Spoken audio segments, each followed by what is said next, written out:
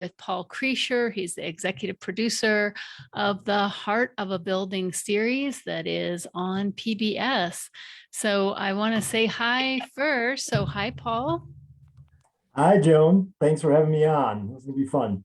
Yeah, indeed. Indeed. Well, I'm really happy that you're able to join us. For anybody else that wants to join us, if you go to our events page at the climateactionhomes.com website, you can register and hop into our Zoom room with us. Like we've got Rosemarie and Amy are showing up here. So you guys are welcome to chat with us, put stuff in the chat. And then after we do our recording, we'll have a discussion. I do want to mention before we dive in here that coming up, we are going to be doing our first time homebuyers workshop is coming up on Wednesday, March 16th.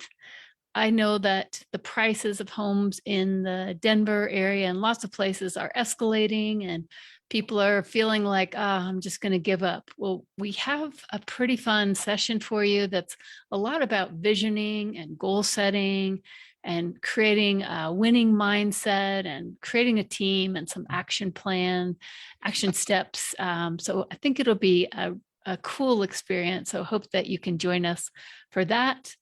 April 11th, we'll have Christine Brinker on talking about how to electrify your home. So we're trying to make that switch. We'll be talking a lot about this type of thing with Paul as we go forward. So, okay, so let me grab Paul here. All right, I'm so excited for this. Yeah, it's been wonderful. I figured we've known each other for probably close to 20 years, it feels like, when we first met. So I think it's wonderful what you're doing with this podcast. So, but go ahead. Yeah. Well, yeah, I mean, that's pretty much been the way since day one, is that we've always been in a very kind of complementary roles as both coming in that building energy engineering type of background, and now branching out and both doing a little bit different stuff, but still bringing that to the forefront in different ways. So, so with that, Paul, what we're going to be talking about is your PBS series, and we're also going to be highlighting there's four projects here in the Colorado area that you highlight. But how about start by telling us a little bit about this idea, the Heart of a Building series. Yeah. Where did you come up with that? Why did you decide to do that? Yeah. Well, Heart of a Building, I guess, has been in genesis since I started doing energy efficiency work probably in the mid 1990s. But and why I say it was in genesis of that, because it was doing all this work with various builders, developers, architects, where I was getting exposed to the work we were doing, and that work was doing engineering work, like design work for mechanical systems, but also doing energy rating work and doing energy modeling work where we'd help homeowners, like I said, architects, builders, developers, basically help them decide on how to make their buildings more comfortable, more quiet, but strong emphasis on energy efficiency and reducing their environmental footprint. And I loved so many of the people that I met on that journey, because there were so many of them that wanted to go well beyond, let's say, even like an Energy Star certification, or certainly much better than what Energy Code was requiring of them. They wanted to dive much deeper. They wanted to look at being net zero energy, even when solar panels were incredibly expensive at the time, or looking at scenarios to do passive solar, and take advantage of all the great free heating we get in this part of the world to warm your home in the wintertime, and then doing smart things to shade it to keep it cooler in the summertime.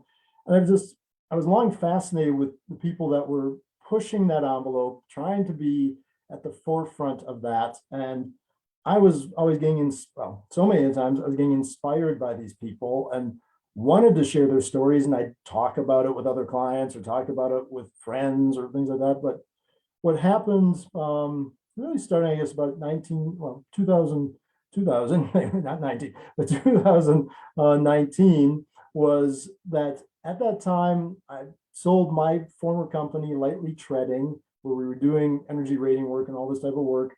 And with that, with the proceeds of that and a little more time on my hands, was like, what could I be doing, to share some of these stories? And I've collaborated with a great small but great group of people, some people from Colorado State University. Brian Dunbar, I'll put a plug out there. He's the executive director for the Institute for the Built Environment at Colorado State University.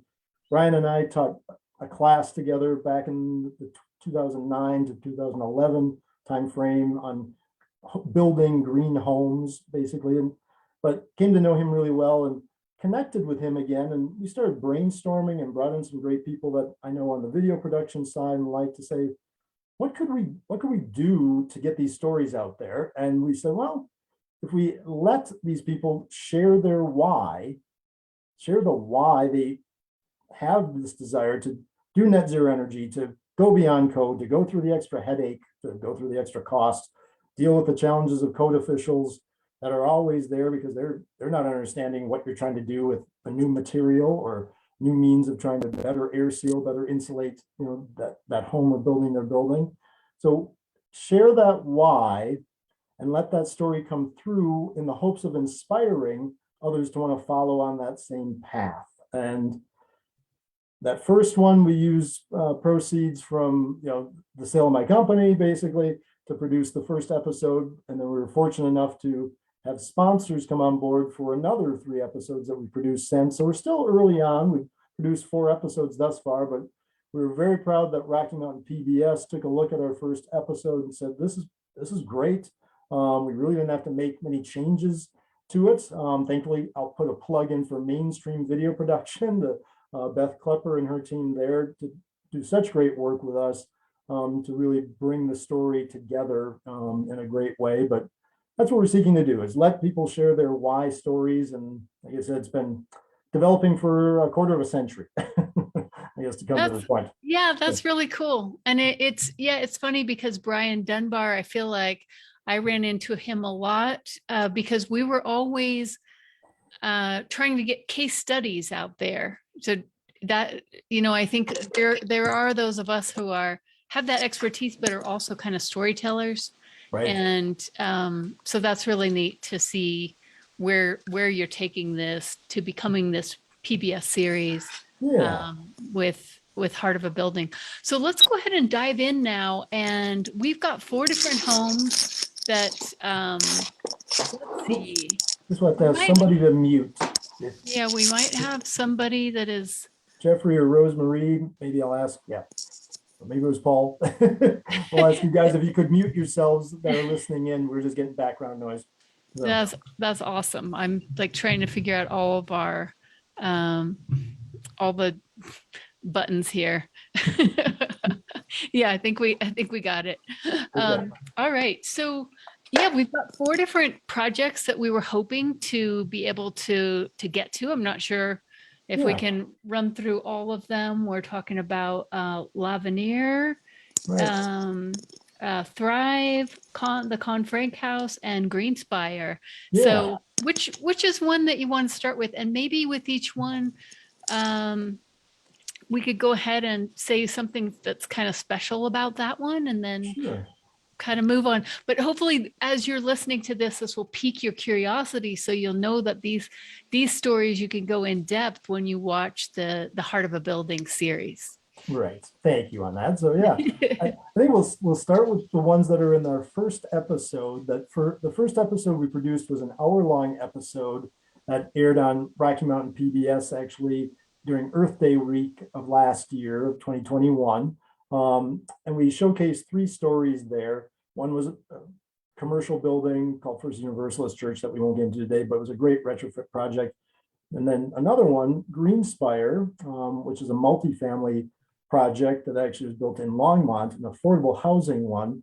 And I'll start with that one, and then we'll come to Con Frank and Wes Geary's. Con Frank's the builder, Wes Geary's the buyer, their home in Aurora, which is a great home. But I'll start with Greenspire.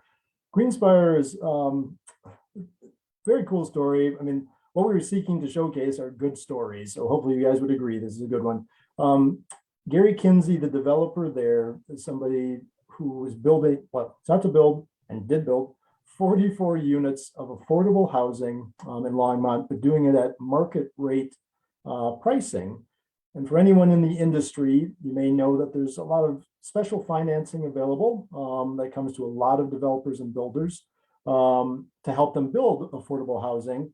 And thankfully, there's been more money coming in from federal government and other sources here in the last year in particular to help build more affordable housing. But Gary was like, we need to tackle this now. I need to be involved with doing this. And the reason he wanted to be involved with doing this is he'd been a long time building department official, who was someone who was working for the city of Longmont, reviewing plans, approving projects, going out and doing inspections. And he had retired recently and was like, there's such a problem with affordable housing. I've got to be a part of the solution. So he has pulled together a very good team of people on the finance side and design side to build Greenspire, 44 units that are only 300 square foot single occupant designed units. And, you look at the building, I think it's an attractive building, but, you wouldn't suspect that the units are that small just looking from the outside, but they are only 300 square feet in sizing because Gary's research told him that this is an area of the marketplace that's not being addressed. People who are single, who just need a place for themselves, not, a one bedroom place that's 1,000 square feet and just have kind of wasted space and paying a lot of extra money for it. He said, we need to do something that's going to be much more accommodating for that large segment of the market that is single occupant home renters, home buyers, in this case, renters.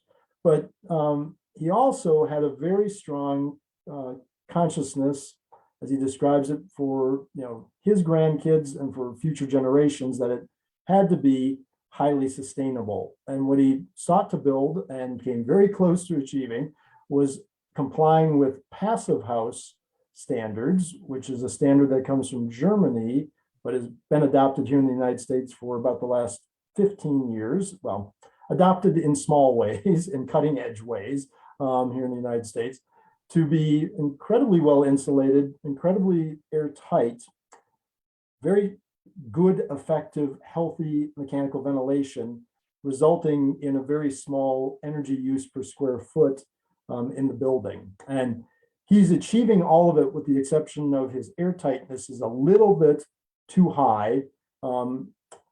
This is a standard that only a few people will recognize, but for passive house, you have to be at 0.6 air changes per hour at a test pressure of 50 pascals. What that means is a test pressure of about a 22 mile per hour wind pressure being put on the unit or the building. And you can only have a 0.6 air changes per hour. Anyway, common building code allows 3, not 0.6, but allows 3 air changes per hour. So they're right now at about a 0.8. So just a little bit leakier than that. But what's good, even though they're slightly short of that standard, is that they've made incredibly energy efficient, very, very good air quality, very safe, incredibly comfortable places. And now they are occupied. When we did the episode recording, they were still in construction, but they were occupied as of this last fall. They ended up being, fully occupied for all 44 units. But it's a great project, a great one to check out. It's in that first episode, and you can find our episodes. I'll do this plug. You can find our episodes by either going to the Heart of the Building website, which is going to be the easiest way to go, because on our homepage, right there on the homepage, at the lower part of the homepage, you click on that, it takes you to the Rocky Mountain PBS site, and then you can watch the episodes from there. You can also find it on the Rocky Mountain PBS site, but I find sometimes how you get there is a little more challenging. So that's why we direct people to just go to our website. So www.heartofabuilding.com.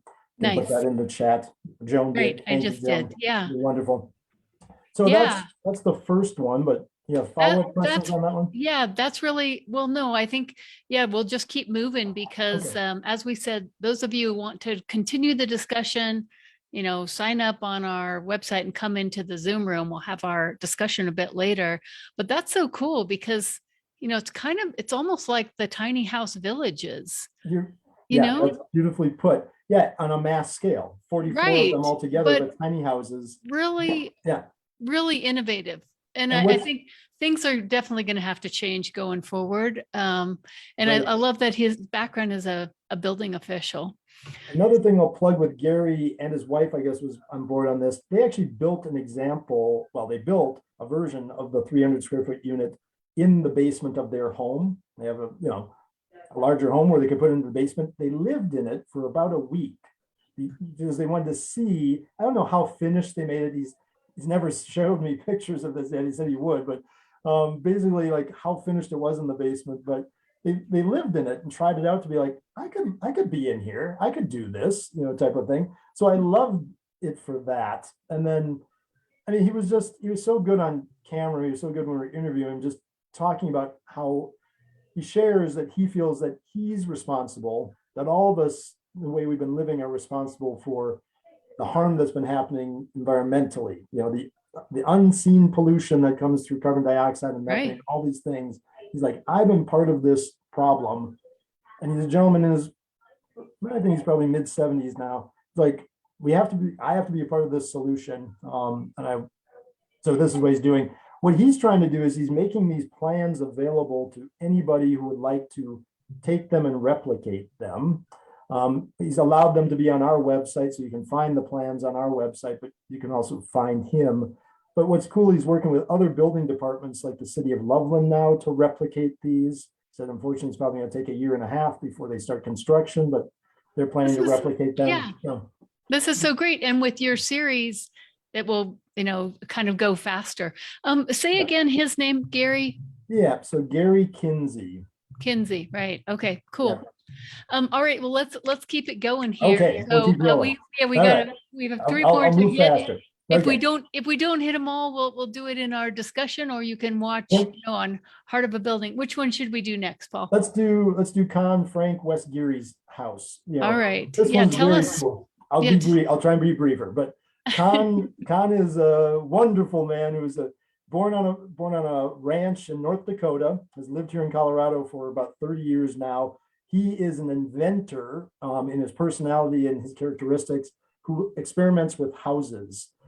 He's experimented with lots of things over time. Like he took about his parents' toaster, took about a motorcycle of his dad's, pissed his dad off really bad with that one because he didn't get back together all the way. But he's a tinkerer, inventor, and now he's been a builder for 30 plus years. He's self-taught on how to optimize ground source heat pump systems, which is a great way of using the Earth's latent temperature, which is around here about 57 degrees, to heat and cool using air source heat pumps, which you'll find out more by watching the episode. But he put that into a passive solar oriented home with great insulation from insulated concrete forms, which you can think of as like a styrofoam Oreo cookie. I don't know. It's styrofoam with concrete in the middle, but a great way to insulate and build a home that's very airtight, very well insulated. Did some great things with adding air source heat pump water heating, put solar on the home, and it is now a net zero energy home that was bought by Wes Geary, who's a great guy that you get to learn more about he and his story and his journey. But they're just, Con is, like I said, he said, I have to prove that this can be built in a way that's affordable, more affordable anyway, since almost nothing's affordable in housing these days. It was built, just finished 2.5 years ago now. But he was seeking to build it so it wasn't just for someone being a millionaire. The home did end up still selling around $600,000, but he was like, I'm trying to build this so you can see that can be done for people that need to pay a mortgage, when they buy a home, Right. type of thing. So it was great. And he's also made his plans available on our website, and still he's retired, quote unquote, but with the right project, he comes out of retirement to try and help people with their designs and do things with their ground source heat pumps. So I find him very inspiring. So what you're talking about reminds me of people who are the microbreweries is a big thing, right? That really took off, and everybody in the microbrewery community says that they help each other. Yeah. That it's just like one big family, and it's not really about competition. And I love where this is moving, Mhm. where people are saying, let me do this myself and let me share everything that I've done, Right. because it's kind of open sourcing these solutions to the people feeling responsible and some urgency. And I think that when people understand that you can do something really positive because it's fun and it's creative, Mhm. that's the vibe that will get us there. It's, Right. telling people, don't do that, don't do this. Why did you do that? Right. That's not gonna get it. But this kind of creativity and sharing, that's fantastic. All right, what's the next Thank you, one? Jim. One thing I didn't say is the house was built in Aurora. So it's Oh, not a place right. you think Yeah. of as like a net zero energy hub, by any means, but he did it anyway. He built not just that home, but he built it two more times, yeah, two more times. He wanted to build a fourth one, but he ended up selling that land. But so he built two more versions of the same home because he wanted to just keep proving that it could be done so very well. But yeah, check out that one. That's again in that first episode. It's listed by Rocky Mountain PBS as our first season. There's just one episode in the first season, but it's that hour-long episode that we have the three stories in. So anyway, Very so cool. next, let's go to Fort Collins, I guess. Let's go up Okay. there. Speaking about a hub of high efficiency and all that good Right. stuff. Yeah. Yeah, Fort Collins has been fantastic for the last at least 12, 13 years now, being a leader in moving the built environment towards higher sustainability. This one isn't really so much because of what the city's required or other elements.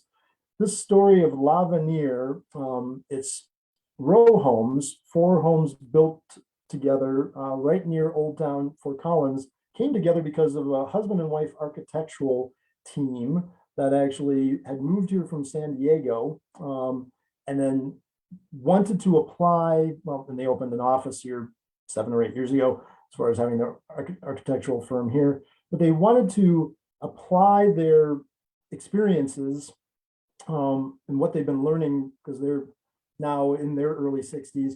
They're wanting to apply like everything they learned about building sustainably in what they created at Lavaneer, and they built one of them for themselves to move into and have it be their home and their office. But Oh, cool. Lavaneer was built on actually an old gas station site. It had been abandoned for about 7 or 8 years, where there'd really been nothing there, but no one wanted to buy the land because of the underground gasoline storage tanks that were there and the concerns about what it would take to get those out of the ground safely. And it's a fairly narrow little single family lot property. It was a small gas station built in the 1940s. And then they were just, no one wanted to buy it. Well, these folks bought it and put on these four row homes that are super insulated with 2x6 walls that actually are filled with fiberglass in those walls, and then rock wool on the exterior of them that's 3 inches thick for an exterior insulated sheathing on those, with fantastic windows that are about 10% better than Energy Star grade windows, and a great solar orientation, for this, and incorporating again a ground source heat pump, a shared ground source heat pump for the community to be able to get their heating and cooling from. Active solar, solar battery storage backup in 2 of the 4 units. And they also have a community electric car, a Nissan Leaf that actually people have an app that they can sign up and make use of. They also have a community electric bike to have people use it. And it's beautiful what they put together. And this one has won awards from LEED. They're LEED Platinum, where they had landed with that certification program. I've been recognized by Energy Star, by the Net Zero Energy Homes program, but just fantastic stuff. And again, it's 2 people that wanted to share their story. They wanted to apply what they'd learned for 30 plus years and put it into something that they hope to inspire people with, have them replicate it. They want to build something like this again, but they want to make sure it stays more affordable, just with where market forces went. These went from where they thought they'd be selling in the $600,000 to $700,000 range, where they were selling more like over $1 million per unit. And like, this was not our aim to do this, but it is where things went. So they're now working on ways to make this a far more affordable dynamic, and they want to build it again. So, well, it sounds like I like the repeating theme here is people just want to see if they could do it.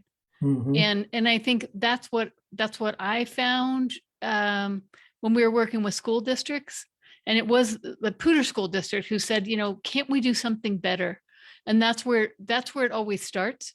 Right. So if you're listening to this and you're thinking, couldn't we do something better? The answer is probably yes. And you don't really have to know the answers. You just have to have that question. Right. So that's very cool. So Paul, how about let's hit one more and then we'll wrap it.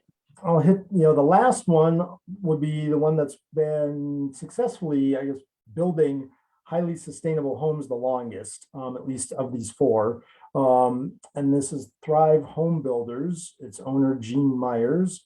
Again, some of you may be familiar with or know Gene and Thrive, but they've been building green homes, quote unquote, since the mid 1990s under different names. The Thrive name is one that they adopted here after the last recession, the last big recession in 2009. But he's been building, in ways where it's always been trying to find the way to do production scale building. And what that means are builders that are usually building more than about 30 homes a year. They're building in the neighborhood of about 100, 130 or so homes a year, I guess is where they are these days. And they've always been looking to say, how can we make these more energy efficient, more comfortable, use less building materials, less waste in the building materials side of things, making sure, of course, on the energy side of things, that's far more efficient, using less and less fossil fuels, during its operation. So we showcased Gene and their most recent development that they were doing in the Central Park neighborhood, which is the newer name for the Stapleton neighborhood, called Vitality, where they were offering to people and building, in many cases, homes that were all electric, where they would have a home that's a 2-story home that looks like a fairly typical, attractive suburban style home with a basement, but building it to be net zero energy and net zero emissions by having things fully electrified in the home, meaning there's no longer a natural gas furnace in the home. In this case, they could have done ground source heat pumps like what we talked about in 2 of the other cases, but they chose to do air source heat pumps, which, think of it this way, it's like an air conditioner that works, in reverse. You can have it run in one direction to provide cooling in the summertime, and you can run the other way to provide heating in the wintertime. And there's been some great progress in the last 7 or 8 years in particular by manufacturers. I'll plug one, in this case Mitsubishi, but there's Daikin and others. They're doing great work to make them work so much better in cold climates like what we have. So they still end up producing very efficient heating, even when it's 5 degrees above zero, outside, or still working and still delivering even when it's minus 12 degrees outside. So, but they applied air source heat pump water heating. So again, using, I know it seems weird, but it's like, how does an air conditioner work in reverse to create heat? But it can, and it can take heat from inside the home or air pulled from the outside to be warmed and then provide you with hot water. And so they applied that to a very amazingly well insulated home, double frame walls, blown fiberglass in there, above Energy Star quality windows, again, great air tightness in the homes. And those are ones that are available for people to purchase, though the Vitality series, I think, just finished being sold. They sold the last one, I think, just about 2 months ago. But anyway, they're building in other communities where they build all electric as an option, and they're hoping to move into where all electric becomes their standard. But they show how it can be done and built on a mass scale, and wanted to share, where they're coming from, because Gene's someone that I've known a long time and admired very much for his passion for being at this for 30 years. Yeah. Wow. Good job running through all those. Okay, There's a good. lot. And All right. of course, and this is what we're trying to do, is get people excited about going and watch those whole episodes on the heart of a building. And, the other thing that's really interesting about this is that there's not one fixed way. There are principles like the super insulation and the air tightness and going to electrification. But it's cool to see that some people are doing ground source heat pumps, some are doing air source heat pumps, some are relying more on more passive strategies. And a lot of that is dictated by what you can do on that site. In some places you can fine tune some of that more, and some places you get what you get. And so it's great to see that people are getting out there and experimenting. And I think it also shows the role for us as people that are selling homes, buying homes, that we're asking, because Thrive, for example, did these net zero energy, net zero emissions, but not all the new homes are like that they're building. So they need to hear from the marketplace that this is what we want. Exactly. And yes, we can do the granite countertop upgrade, but we could also do the upgrade, which really is a whole planet upgrade to go into net zero emissions. So very well said. Yeah, that's what I hope people would watch our episodes and use them as reference if you're out buying a home or thinking of things to do to upgrade your home, or talking with a friend, tell them, hey, check this out. It may give you ideas on what you're going to do or what you look to buy, because it's exactly it. There's many builders and many developers that believe, from doing market survey work and things like that, the market wants more of this, but it's never as powerful as someone who'd walk into, especially someone looking to buy a home. They have a lot of power if they're saying, I want to have, an air source heat pump based heating, because with the solar panels on the rooftop, so I don't have to emit, my house doesn't have to be a source of emission and adding to the pollution problem, causing climate change at the roots of climate change. So it's like, you can ask for those things. It's available now. It's not science fiction anymore, type of thing. So it's like, And I like the quote from Nelson Mandela, that it seems impossible until it's been done. And so, when you walk into a builder and say, hey, people are doing this and I want this. And if they say, well, it can't be done, it's like, now, and you have that proof in your back pocket. That's awesome. All right. So Paul, as we wrap, then what is kind of the future of your Heart of the Building series? I think you're branching out beyond Colorado. Yeah, we are thrilled that we've been doing research, I'd say, for the last 7-8 months, identifying additional stories, and we're always open. So if anyone on the call has an amazing why story behind a highly sustainable home or building, we'd love to hear from you. But we've found some really great stories, not only in Colorado, but also in the Pittsburgh, Pennsylvania area and the Orlando, Florida areas. And we're looking to showcase I'll start with Orlando, an amazing high school down there called Neo City, which is a net zero energy high school, which is no small feat in a hot, humid climate like Orlando. And we're also looking at showcasing several of the amazing things that have been done by the city of Orlando itself in some of the public buildings that are there. We may also be showcasing some single family home builders in that area, but we're still looking at those, carefully to see if we will be soon or not. But there's some really cool things that the city of Orlando has been doing in the school just outside of Orlando that we want to showcase. The Pittsburgh area is quite an impressive area. It's been, when the steel mills were closing, basically 1970s into the 80s, they as a community came together and said, how are we going to survive? our industry is closing down. What's going to happen to us?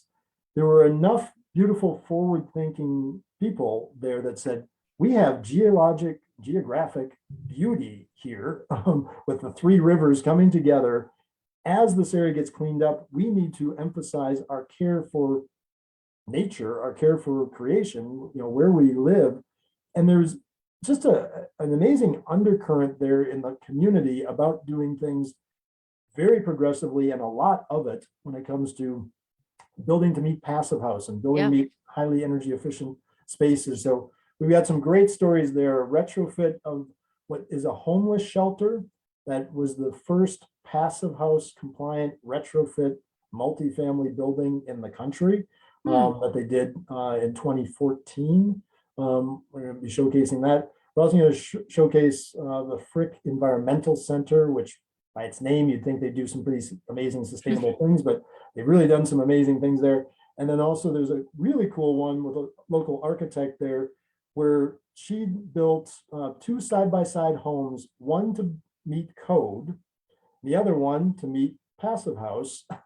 And we're looking forward to talking with both the homeowners that live in one side and the other. The ones on the code built side are very good friends with the other side, and they've told them multiple times, we wish we would have bought yours instead of ours. From all the sound reduction, comfort side, lower utility bills, things like that. But so we're going to be showcasing those. There's a few other stories we're looking at too. There's one called this.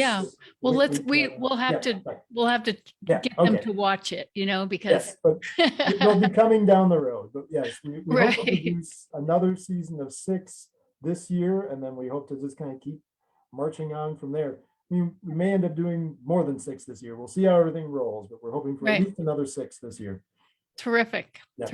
All right. Well, this is the Heart of a Building series, which is on Rocky Mountain PBS, but is now expanding to other PBS. And that's the other part. I'll just say that quickly. I didn't touch on it. We got approved just in January for national distribution of our episodes through NEDA, the National Educational Telecommunications Association. So it's going to take a little time to get that all up and operating, but in the near future, episodes will be viewed by, there's 151 PBS affiliate stations out there. So we're going to take it in bites and be reaching out to segments of them. We get that added on there, but we're looking forward to that. Yeah. Well, thank you so much for your work, Paul, and can't wait to see what happens next. We'll probably pop back in and chat with you again in the future and hear about some more of those stories. And so this is again, Paul Kriescher, executive producer of the Heart of a Building series. Check it out at heartofabuilding.com, as well as on Rocky Mountain PBS and elsewhere soon. And thank you so much, Paul, for your work, and thanks for joining us. Thank you so much, Joan.